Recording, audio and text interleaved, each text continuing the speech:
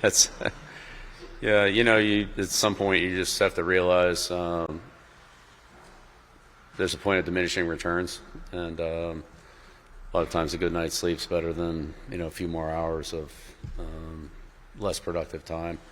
It's a long season, and you got to pace yourself through the season. I think that's important that you don't get worn out in training camp, and then aren't able to sustain it during the season. But there's a pace and there's an experience level to it, and just try to, I would say, get off to a good start.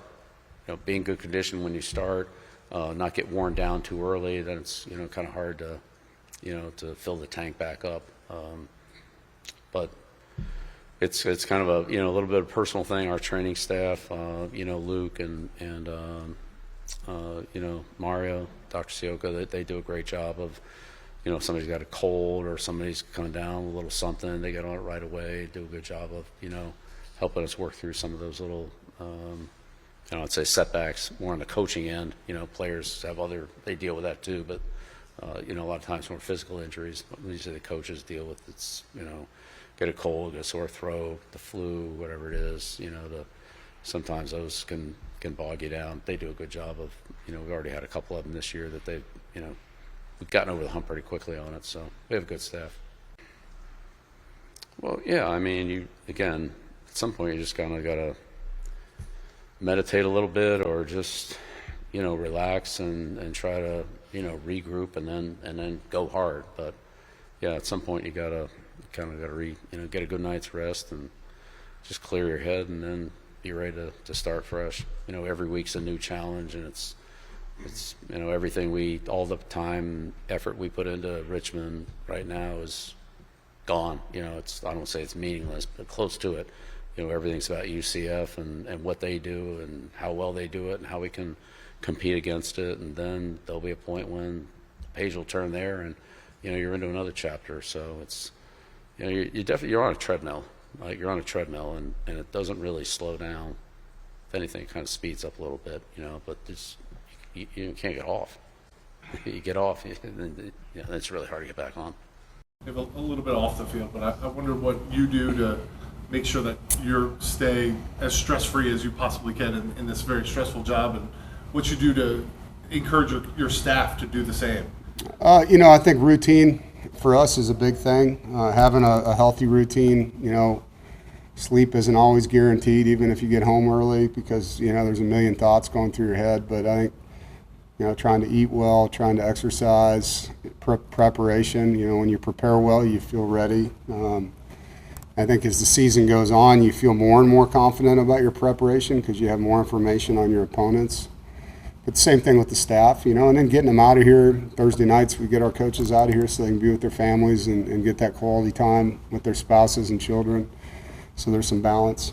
Is there someone you learned that from? Like, you can't work guys to the ground, or maybe you can work them in the ground? Both ways. I think I've worked for guys that sleep in the office and they're there all night, and I've seen that take a toll on them. I've worked for guys probably that didn't work hard enough, and you're like, yeah, I wish you was here more. And then I've been with guys that had good balance, and I think that's what we seek, is that balance. And it's my job, to kind of feel the pulse, not just with the staff, but with the players. When do we need to push them harder? When do we need to back off a little bit? But that's, as a head coach, you're responsible for the environment that your team and your staff work in and prepare in and practice in, lift in, recover in. And so I pay a lot of attention to that, and I rely on coaches, staff, rough players to give me feedback when I ask for it, honest feedback, like not yes men feedback, like, hey, you probably need to back off a little bit, or hey, why don't you push him tomorrow? And so they know they can give me that kind of input. A little bit of a different question. You're in the middle of it right now. Obviously, college football is a 12-month sport. I wonder for you, and more importantly, maybe for your other coaches, how do you make sure that this job doesn't eat you up, and that guys can relieve that stress in a way that keeps them both healthy physically and mentally? Yeah, it's a fascinating question, Brian. So we are a big believer in terms of not grinding down our staff and coaches. And in fact, right now we just walked off the practice field, and from 10:30 until 12:30 every day is our personal time. I don't want anybody in the office. I want people. We'll have guys lifting weights. Sometimes the staff will play basketball. You can go for a walk. You can do something, but you're not going to do work You know, we've seen it this year. There's been some major health, scares with some prominent coaches, who we have a relationship. Some guys on our staff who have a relationship with that person. And, I also believe this. I believe that the better physical condition we're in, the better mental condition, the better teachers will be. The faster thinkers will be, the better to analyze, will be more available for our players.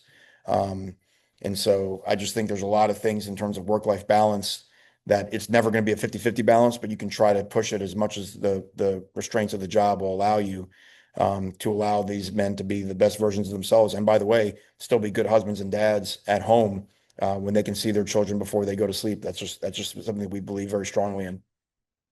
Is there a specific thing that you like to do to get away that calms you down or gets you away from it, I guess? Yeah, I mean, depending on the day of the week and how the schedule goes, it's either, I mean, to me, it's either running or lifting. So as soon as I hang up with you, I'll be in the weight room now, and then as the week goes on and we have a little more time, then I can go for a run. So, and I think that's as much mental therapy as it is physical therapy.